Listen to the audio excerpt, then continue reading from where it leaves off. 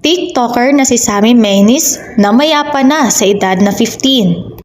Pumanaw na ang social media personality na si Sammy nitong Miyerkules, November 29 sa edad na 15 taon.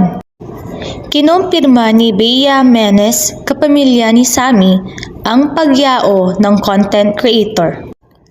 It is with a heavy heart and great sadness that we announced the untimely demise of our beloved family member Sammy Menes. May he be remembered for all the joy and laughter he shared with everyone. We ask for your prayers, respect, and privacy during this time. Dagdag pa niya.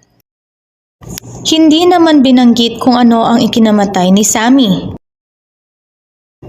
Isa ang internet personality na si Senyora sa mga nagluluksa sa pagmanaw ng TikToker. Rest in peace, Sammy Menes.